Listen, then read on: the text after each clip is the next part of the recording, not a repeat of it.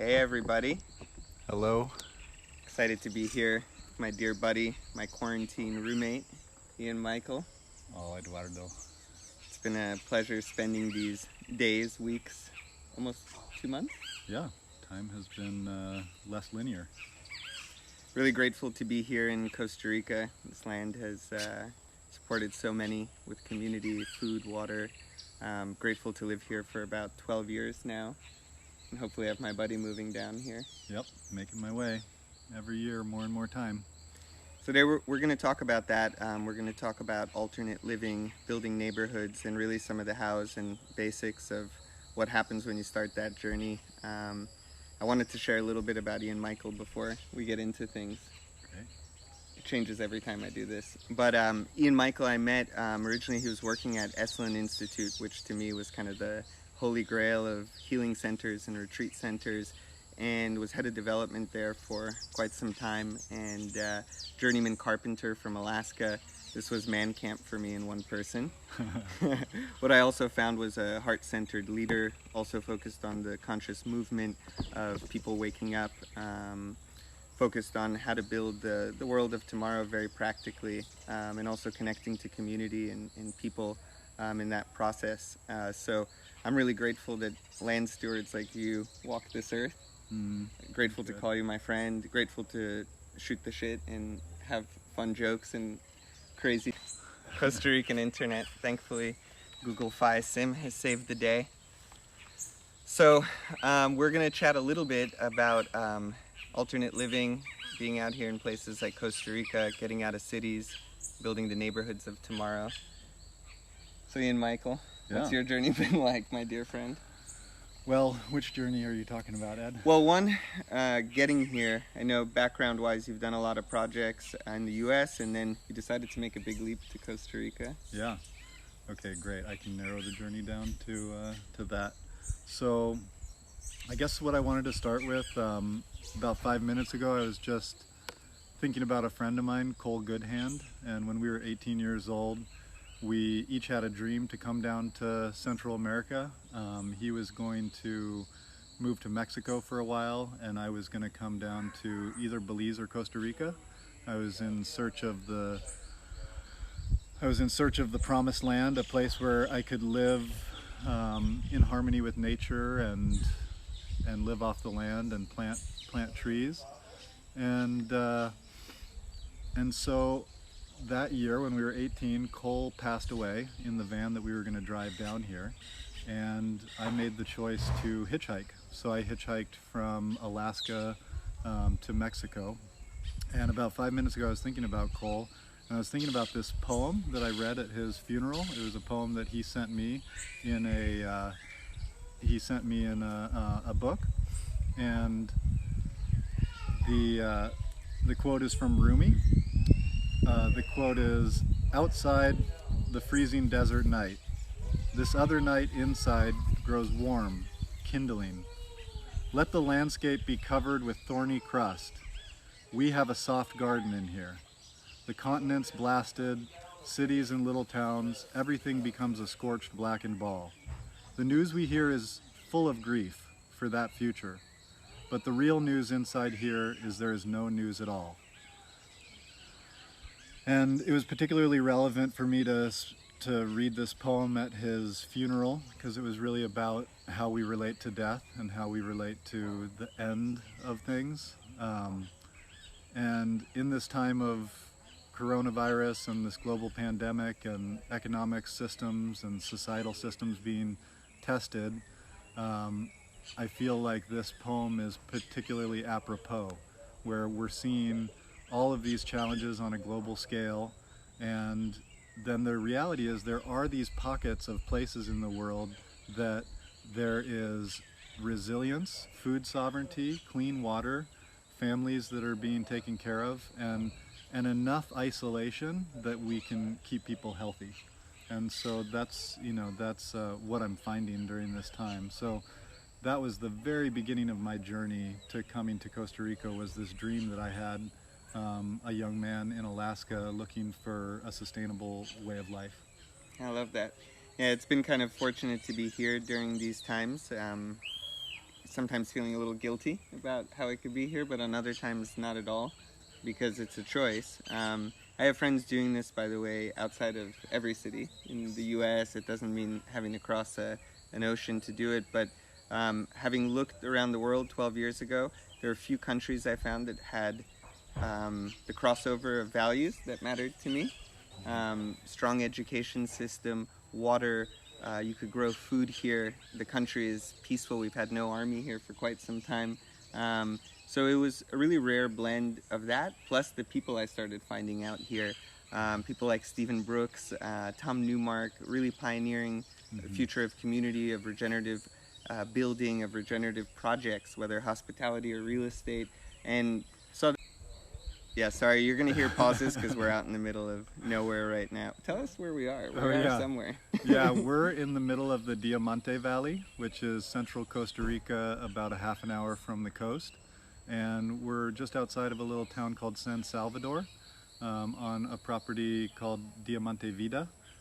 Amazing finca, a farm with organic food growing and very sweet families. And last night we hosted a dinner of about 30 people in the area, and it was just so heartwarming and nourishing to be able to give back to this community that's really held us during this time, this last couple months.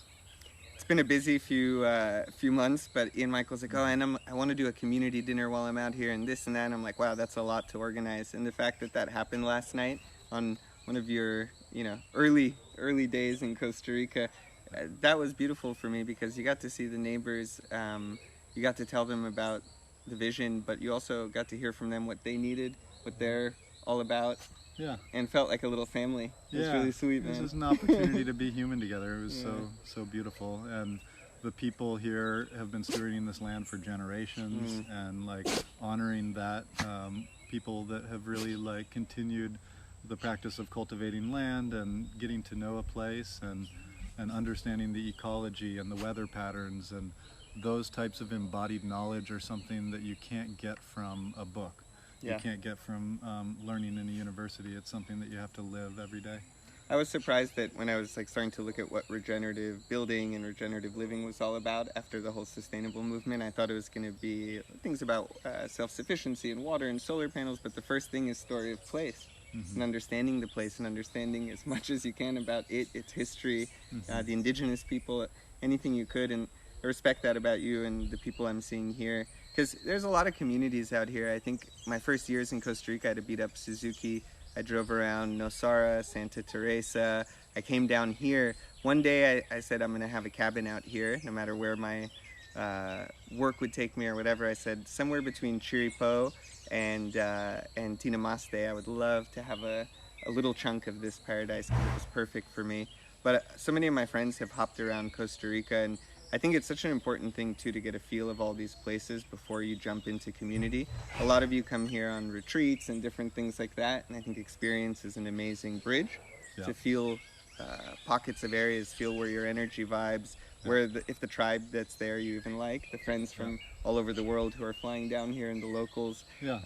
There's a lot of factors that go into a thriving life, so good food, clean water, climate, whatever works for your constitution, and then community is a really big one. So I've looked around Costa Rica for the last 6 years in what climate, what kind of geography, what community feels most like home for me. And so landing here in the Diamante Valley and this whole region of the Central Coast feels like it has all the right conditions. It's close enough to amenities and city, but it's also far enough away that you really can be immersed in nature and in that communion. And then the practical side of that becomes, and it's funny because I haven't done it.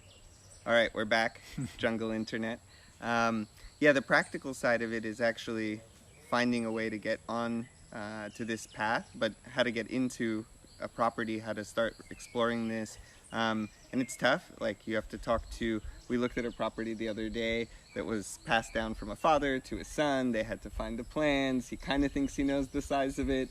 And so navigating this process, having lawyers, having all these resources that are New World resources, amazing resources. I found really helpful, and again, people like Stephen Brooks, Gabriel Saragovi. When I got here, they're like, "What do you need? You need a lawyer. You need an accountant. You need to figure out how to buy land. You need a realtor." Whatever it was, there was the part that I was like, "Wow, I want to build my tribe and find my community," and then how, the really practical how, like even renting a place for a month. What do you think in terms of the easiest path for people now that you embarked on it yourself? Yeah. Well, it's like any relationship, whether it's a romantic relationship or a relationship with a family member or a relationship with a job. It evolves over time. And Yeah. so it's really, I think, wise to take things slowly and like methodically and really like sense into the land that you're, or the community that you're choosing or that is choosing you. Yeah. And so here in this region, there's a way that I feel like, oh yeah, this feels really nourishing and like generous land to me. And then there's also a way that I feel like this land is asking something of me and is like actively saying, yes, please be a steward of the beauty here. And there's ways that because of modern agriculture, there's areas of this valley that need love, and there's soil that needs to be regenerated. Yep. So, you know, that's my particular path, but everyone has their own way of plugging into community and society. And so I really think that it is a good move first to come down and get to know a place, get to know, like rent a place for a while. This has been really helpful during this last 2 months to really sink in and see, oh yeah, I can thrive here. The gifts that I have to offer are welcome, and I have a lot to offer as well as receive. I love that. The Mayans used to do that too. They used to travel, a person would go out on a journey and go community to community, seeing where their gift was received the most, because that was the tribe that he or she needed to be of service to. And I see that here, and I even thought about, wow, you know, there's a lot of people in permaculture here in this, but now time for the teachers to come down in great abundance. I'm like, wow, that would be really useful, especially in these COVID times. I'm like, okay, if I didn't have any resources outside of Amazon.com, because we can't really do much without that, what would I really need? And we have our food growing here. It's pretty amazing. And what we don't grow, we get locally from other vendors, now online. Oh yeah, I want to talk about that because that's something, I'll end up making a short post about this at some point. But when I came down 7 weeks ago or whatever it was for this last journey, there's a place called Diamante very close to here, and there's a feria, like a farmer's market. It's really well renowned in the whole area. There's amazing vendors, artisans, you know, people that have their farms that bring their goods. And when COVID hit Costa Rica, they basically closed down all public gatherings. And what the Diamante feria did is they very quickly mobilized and went online and created a shop online, so that every week you put your order in Sunday, and then Tuesday you get food delivered to your town. So it's like, I think Amazon bought Whole Foods and like is shipping food to people's houses. It's like you can't do much better than having local farmers deliver to a secure location, and then in a very careful way they've been delivering food, making sure that there's no transmission of the virus, and then to just feel the care and the organization of this community has really been heartening for me, and has created another like deeper ray of hope for what's possible in how we support each other. Yeah, it's pretty remarkable to see. It's almost like, I mean, we've been to Burning Man together and a lot of things, and you see tribes within tribes. There's so many neighborhoods here, so many communities that are budding up.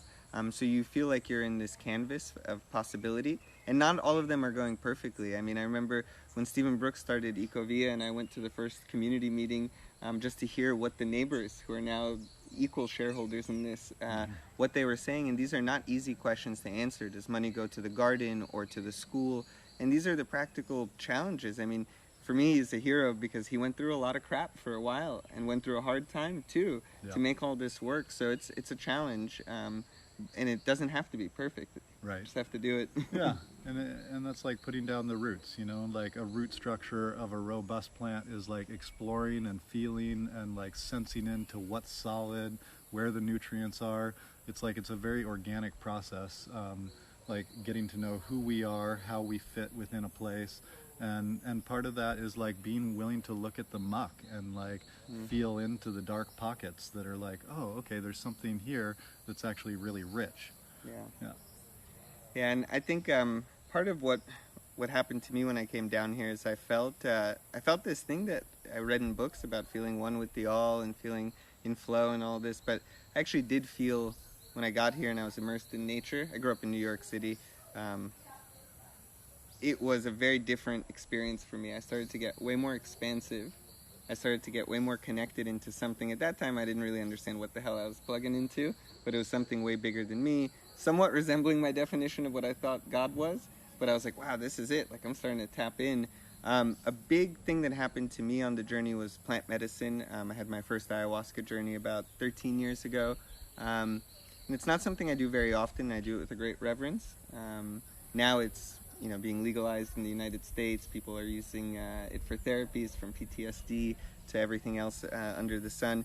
And this happens, I guess, in time. Things that are really important medicines become now more publicly available. I wanted to talk to you a little bit about that because of the Holos Center that you're building and Holos Global, some of the experiences you're running, some of the physical spaces you intend to build, because I think now is the time to have that conversation very publicly. Yeah. For me, it's really Holos is birthed out of this realization that we are already whole. We're already whole as individuals, as a planet, and it's just about the rediscovering and the remembering of that wholeness. And so, part of that is looking at what are the traditions that have different healing modalities that have been effective in working on and healing the ailments of individuals in society or community. And so the plant medicines, for me, have been a very powerful catalyst of healing. And each of the plant medicines or fungi have their own spirit. And so it's really about a reciprocal relationship with that spirit, with that plant. There's a great book by Michael Pollan where he talks about there's How to Change Your Mind, which is the new book about the psychedelic revolution.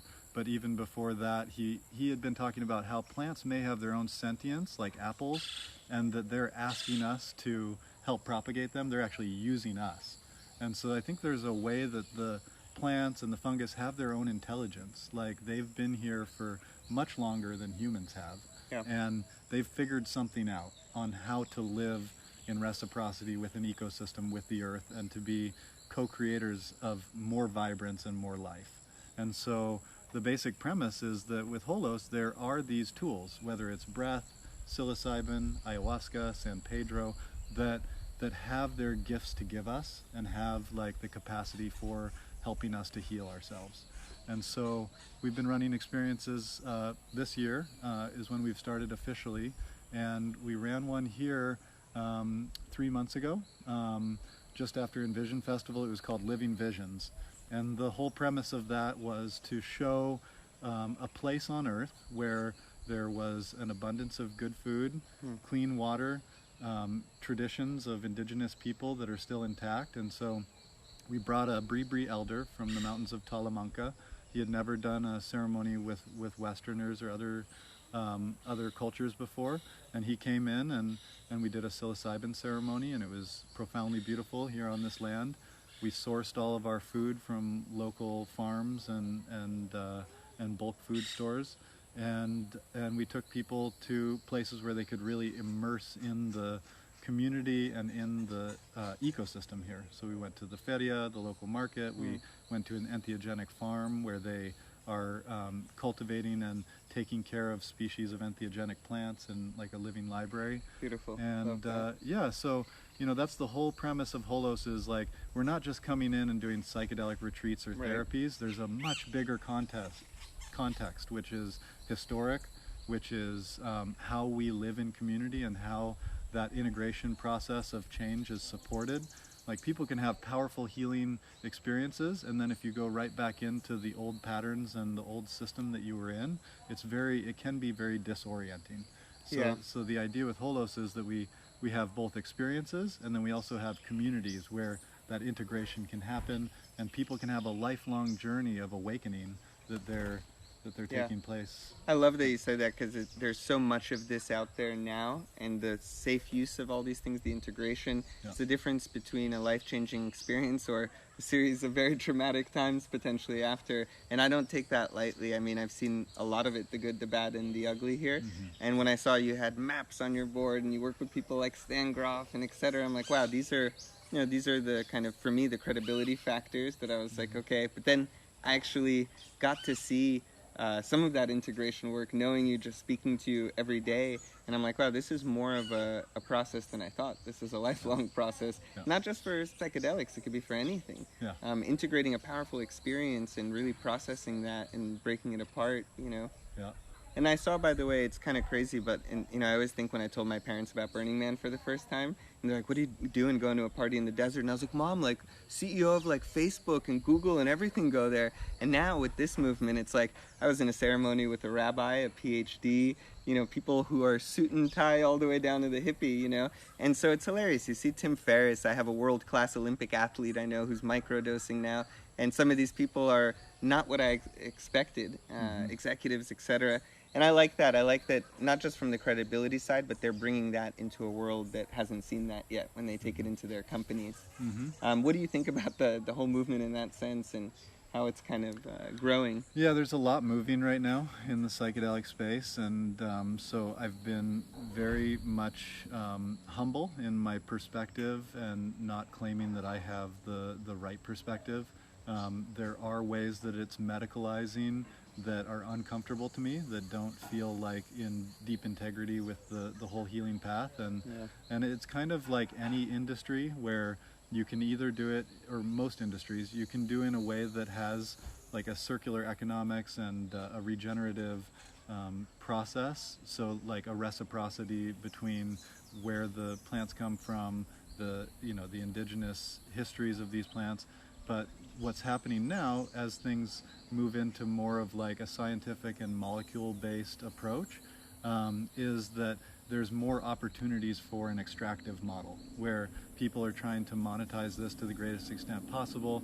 There's companies that are going on stock exchanges now, and so just like the pharmaceutical industry or other medical medical processes, they become mechanized in a way that allows for the greatest extraction of wealth, instead of like really focusing on the value to the individuals.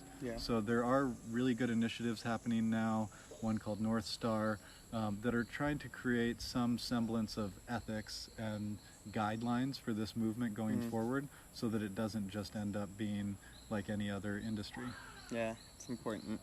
I'm excited to work with you when you relaunch the retreats. I love working with teachers and practitioners doing their retreats and experiences, because it bridges people to the things that you've been talking about just now in a very safe way, and it's their first door to that experience.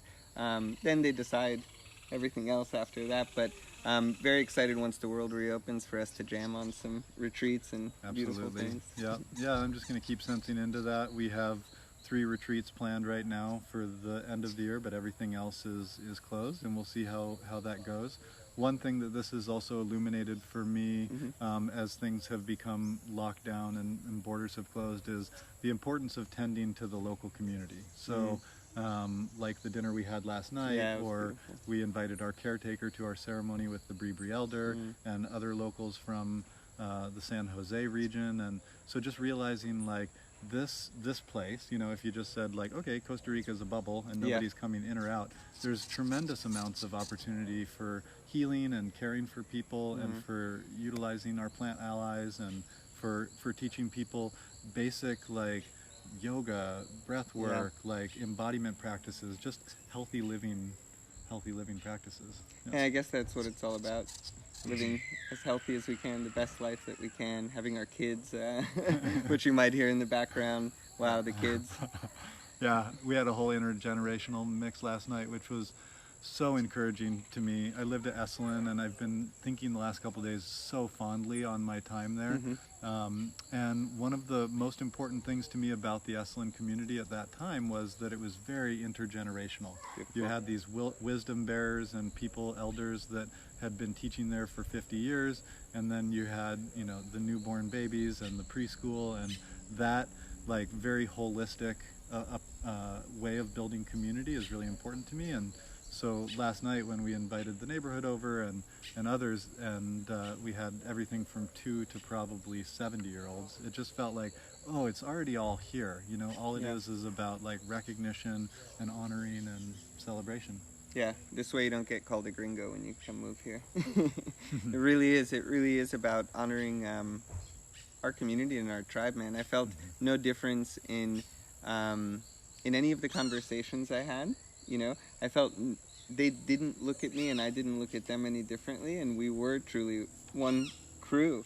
We hung out, we made jokes. I said some things I can't say out loud here. And then I had my hippie moment where I'm talking to Domingo, your caretaker, and we usually talk about like something about the horse or the trees or some firewood that needs to be brought up. And he said, the fire cleans your soul. And I was like, Domingo, you just say that, homie?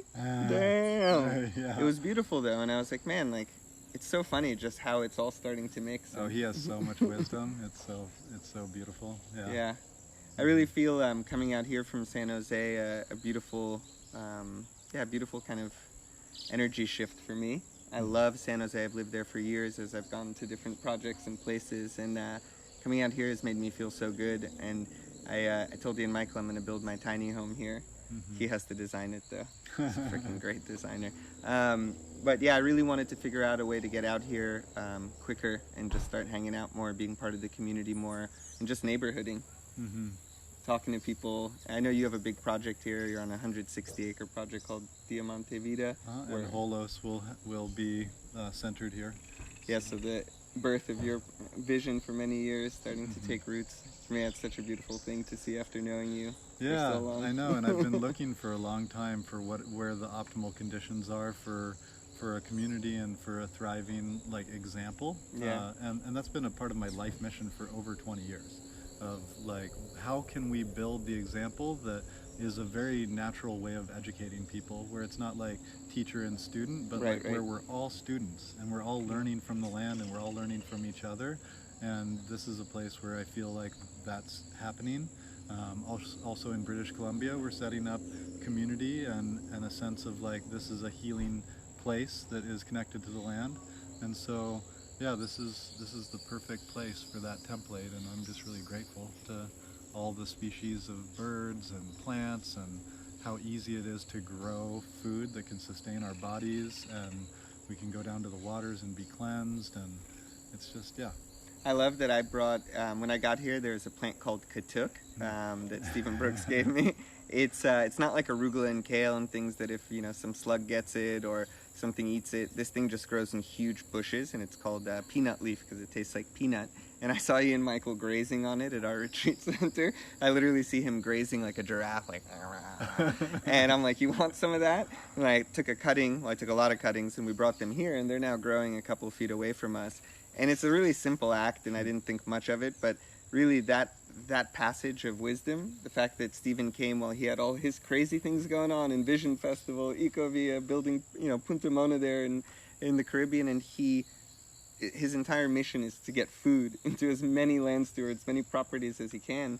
We've made so many salads from that food. Yeah. Now this place has that food, and he's probably going to come out here with a bunch of plants. Yeah, you know? We're definitely gonna meet with him this afternoon. So grateful for that, man. Grateful to be in a place where, like you said, man, I came from New York City. I didn't know any of this stuff. I'm still learning. I haven't gotten used to certain things. Occasional mosquito, or as you Aussies know, mosey. You know, I get freaked out a little bit. But I always felt like I was held by friends here who are doing it, and that's a beautiful feeling. And now one more. Yeah, brother. Yeah, man. Yeah. So beautiful. Really grateful for you, Ed. Grateful Thanks for having the foundation here so that it was much easier for me to land, and this has been an amazing couple months. A lot of transformation, a lot of beauty, a lot of laughter, a lot of magic. Yeah. Oh my gosh, I just got to share this one moment because it's still like so etched in my mind. But we were on a bit of a medicine journey, and we had just done some breath work. And so after the breath work, we were sitting on the front porch over here. And did you know this was the one I was going to tell you? Yeah, as soon as it started. Yeah, so there's these birds flying, and there's a toucan, and then there's two yellow birds behind it, and one of the yellow birds comes in on the toucan and just lands like mid-flight, and they just kept going. And so Toucan surfing. It was toucan surfing, and you know, just as an analogy, it's like there are folks like you or Stephen or others that have already like started the path here, or all the people that have lived in this valley, you know, like Domingo and his family that have been here for generations. It's like they're that toucan that's like sailing along, and they're like, oh yeah, you wanna join on my back? And the amount of grace, that's just how it feels here. Like every time I come back, it's like, oh, here's the doors are open, you know, just like this beautiful flower, and I'm, you know, just a bumblebee that's like, oh, there's a nice little place to have some nectar and sustenance. Oh, yeah. Beautiful. Thanks for being that toucan. Thanks, man. I love that. I'm gonna cry on Instagram. All right, I'm gonna post some of the stuff we talked about, so you can have links to Ian-Michael's projects, to some cool resources on Holos and everything. And super grateful for you giving some time here, brother. Thank you, my man. Thank you. Yeah. Do we have time to go swim in a waterfall now? We might. We might. You can. I can. Yeah. You can too. I can. You can. Who can? All right, everyone. Thanks. Cheers.